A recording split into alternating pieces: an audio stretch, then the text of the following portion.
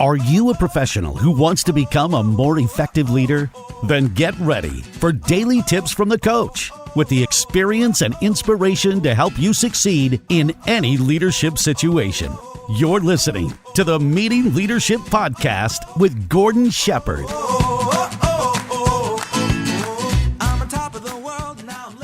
Welcome to another episode of the Meeting Leadership Podcast, where we help professionals just like you to build your leadership skills and learn how to run outstanding meetings. And if you're the type of leader who likes to give back, let's say you volunteer on a board, or maybe you're just out in the community, forming up groups and making sure that things get done, you know how important volunteers are when you go to build a team. And these days, you also know how tough it is to get a great volunteer.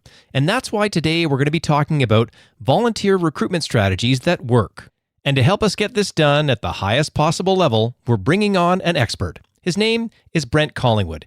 He's a consultant and a guy with a lot of depth in the nonprofit area. I mean, he's been a leader in formal roles. He's supported. He's out in the consulting zone now. He's the type of person who's got a lot of answers if you're in the nonprofit area, if you're a leader who's looking for those tips and tricks to make sure that your volunteer situation is as optimized as it can be. And without further ado, here's the interview with Brent Collingwood. Brent Collingwood, welcome to the show. Glad to be here. It was just such a great opportunity knowing that someone with your breadth and depth on sort of helping volunteers was willing to come onto the show. But I know a lot of people in the audience aren't going to know a lot about you, so take a moment to introduce yourself. Well, thanks, Gord. Brent Collingwood. I've been involved in governance and governance education for many years, working at the University of Alberta in their executive education on a director's education program. So I've been involved in governance, both on the board role, serving as chair of many organizations, but also in management as an executive director. So I've got a pretty good grasp on some of the challenges that are faced by all not-for-profits, all boards, no matter what. And I know that before this episode, we were talking about today's topic, which is volunteer recruitment strategies that work. Now, the impression that I have there is the old way of recruiting volunteers kind of dead in your opinion? Well, I think the problem is that most people want to recruit volunteers based on their own personal experience. So a passion for an organization, an enthusiasm to jump in. And sometimes we overwhelm those that we think might be good volunteers. I kind of use the phrase, we like to get married before we date. And I think the key here is that we need to start softly. So we have this belief that there's no volunteers left, that they're all taken, there's nobody out there. And that's, of course, not right. But it's not the fact that we ask them, or even if we do ask them, but it's how we ask them. And we overwhelm them, and we often chase them away instead of bringing them into organizations where they could bring a real service. Well, and I know in relation to some of the work that I do in this area as well, we don't need another unhappy volunteer. I mean, that's so important. And I was wondering, can you give me an example of how to ask a volunteer when you're recruiting them? Sure. Oftentimes, our first ask of the volunteers to serve on a board or a committee without their real understanding of the organization, what its goals are, what its purpose is. So that puts up a bit of a barrier right out of the gate. What I recommend is that you start with something very small that speaks to the skill set that they have, the knowledge that they might have, or the interest that they might have, so that we can maybe capture an hour or 2 hours of their time so that they can start to learn about the organization and we can benefit from their skill and knowledge.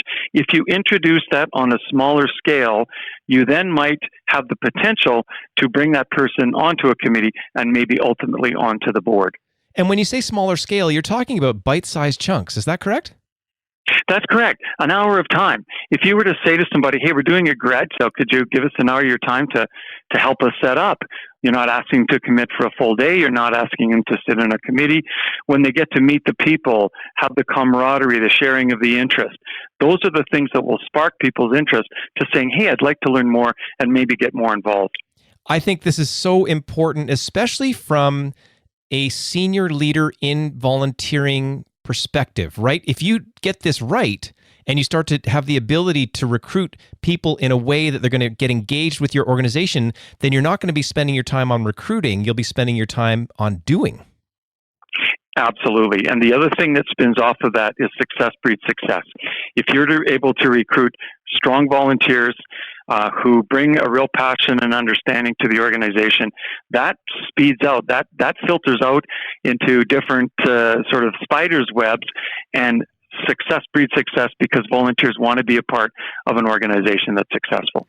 This is fantastic advice, especially again from that senior leadership point of view, changing the old way of recruiting volunteers and moving into sort of the way that's kind of realistic for the way that today's volunteers are being brought in. I'll take a second to recap your main points. And those were, people think there's no more volunteers, but they are, but we have to learn how to ask, and we really want to be clear when we're onboarding people.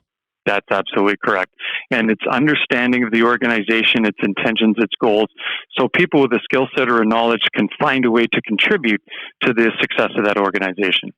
This is super valuable. And if Brent, if people want to get in touch with you, how can they do that?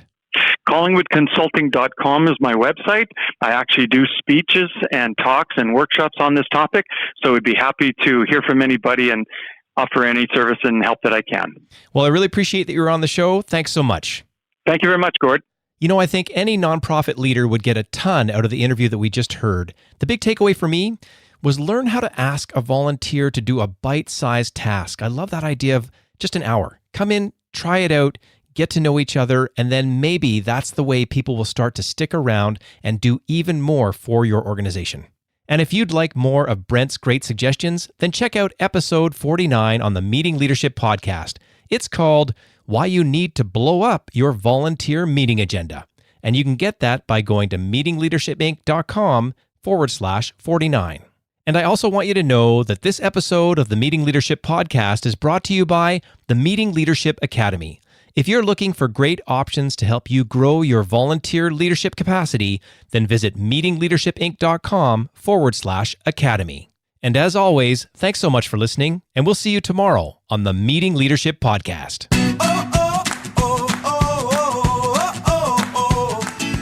Thanks for listening to the Meeting Leadership Podcast. Be sure to subscribe for more strategies to help you become an outstanding leader. And don't forget to rate and review so we can bring you fresh content every day. We'll see you tomorrow, right here on the Meeting Leadership Podcast. I'm on top of the world, now I'm living, and the good just gets better, keeps on giving. Not even close to the end, it's just beginning. Life is getting lighter while